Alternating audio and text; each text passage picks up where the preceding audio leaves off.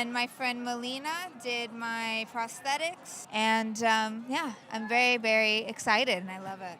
아니 맥갈라가 뭐길래 옷이 이래? 어?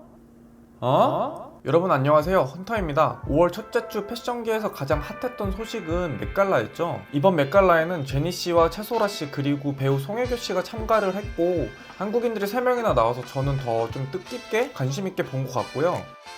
당연히 아실 분들은 다 아시겠지만 맥갈라가 뭔지 모르시는 분들도 계시기 때문에 아주 간략하게 설명을 해보자면, 맥갈라는 1948년 메트로폴리탄 뮤지엄에 코스튬 인스티튜트라는 기관이 있는데, 그 기관에서 시작한 작은 파티로부터 시작이 됐고요. 사실 그 당시에 파티가 열린 이유도 코스튬 인스티튜트에 이제 많은 기부금을 좀 모으기 위해서 각종 유명인들이나 이런 정치인들을 불러서 기부금을 내는 형식의 그런 파티에서부터 시작을 했고요. 후에 1971년도에 이제 코스튬 인스티튜트라는 기관이 더 커지면서 이제 개체 규모가 더 커지기 시작을 했고, 1995년부터는 안나 윈토라는 편집장이 지금까지 메트로폴리탄 뮤지엄과 함께 매 시즌 주제를 선정을 하고, 그리고 이제 어떠한 게스트를 부를지, 그리고 좌석은 어떻게 배치할지, 이 모든 걸 좀 지금까지 총괄을 하고 있습니다.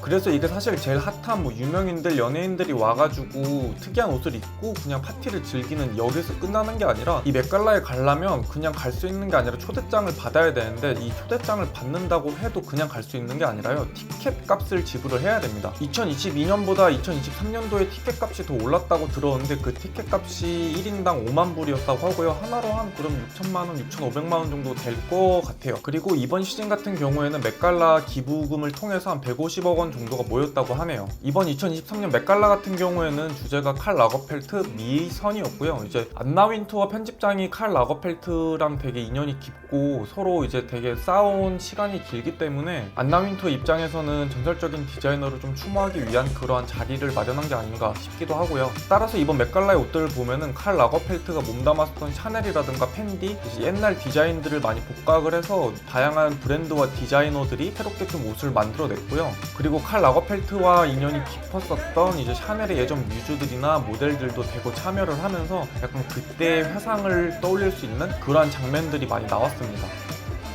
지금 이 영상을 보시면 라거펠트를 추모하기 위한 이제 맥갈라 쇼의 인트로가 시작이 되고 있고요. 지금 톰 브라운 슈트를 입고 인터뷰하고 계신 이분이 메트로폴리탄 뮤지엄 관장님으로 알고 있고요. 특히 이번 맥갈라에서는 라거펠트랑 되게 인연이 깊었던 사람들도 많이 나왔는데, 지젤 번청 같은 경우에는 예전 샤넬 패션쇼에서 입었던 드레스를 다시 입고 나오면서 좀 옛날의 향수를 좀 불러일으키는 이러한 모습들도 보여줬었고요. 이번 맥갈라에서 눈에 가장 띄었었던 거는 칼 라거펠트의 애완묘가 굉장히 유명한데, 그 애완묘의 영감을 받아서 코스튬한, 아니면 그러한 애완묘의 영감을 받아서 화장을 한 이러한 모습들이 굉장히 인상적인 룩들이 몇 개 있었고요. 그 이외에도 여타 다른 옷들을 보시면 이제 칼 라거펠트와 다 연관된, 아니면은 칼 라거펠트가 일했었던 브랜드 샤넬이라든가 이러한 브랜드들의 이제 요소들을 많이 가져와서 디자인을 한 모습들이 많이 보여지고요.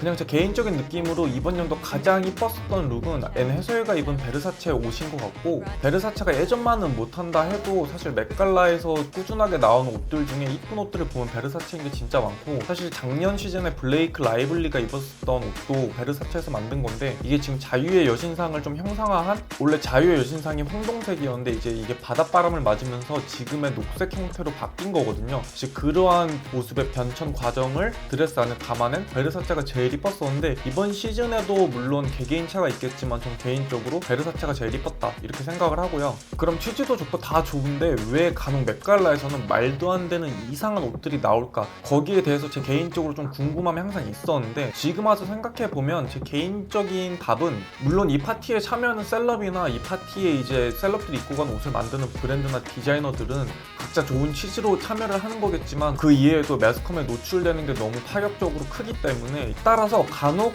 좀 과하다 싶을 정도로 주제에만 맞는다면 조금 독특한 옷들을 내서 이슈화 시키는 것도 좋은 마케팅 전략이다 이렇게 생각이 들더라고요.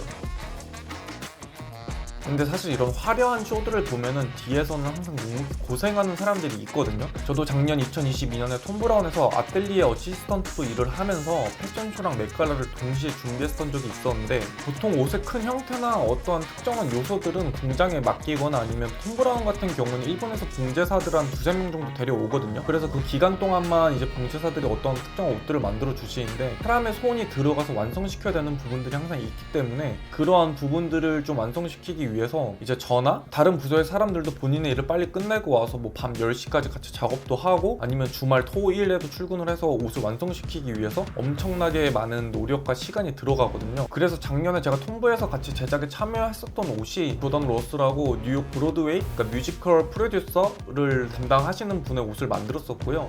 그래서 작년에 제가 찍은 영상을 보시면은 이 안쪽 부분 같은 경우에는 반짝이가 채워져 있지가 않아서 일일이 다 손바느질로 마무리 작업을 했었고요. 이 조던 로스 옷 말고도 제가 기억에 남는 옷이 안나 윈투어가 이제 파티 끝났을 때 입었었던 옷, 코트를 한 2벌 정도 톰 브라운에서 만들었었는데 이제 트위드 소재로 해서 톰 브라운 스타일로 만든 그런 옷들이었는데 그 옷들도 어느 정도 손바느질이 필요해서 좀 같이 작업을 했었던 기억이 나고요. 이때 이 옷을 만들 때 다른 아뜰리에 분들이랑도 같이 작업을 했었는데 해도 해도 끝이 안 나고 손가락에 굳은 살까지 다 생길 정도로 이랬었거든요. 그리고 다들 막 너무 피곤하고 결려서 어깨가 뻐근하고 이럴 정도였는데 그래도 이 맥갈라 당시에 같이 참여해서 힘들게 완성시켰던 옷이 이제 매스컴에 나오는 걸 보고 약간 그 짜릿함? 그런 게 있더라고요. 그래서 결국에는 이 옷을 만드는데 너무 힘들었지만 이런 짜릿함 때문에 계속 일을 하는 게 아닌가? 이런 생각도 들었고 뭐 따지고 보면은 늪 아니까 늪 빠져나와야 되는데 그 맛에 중독돼서 힘들어도 그 작업을 계속 하게 되는 거예요.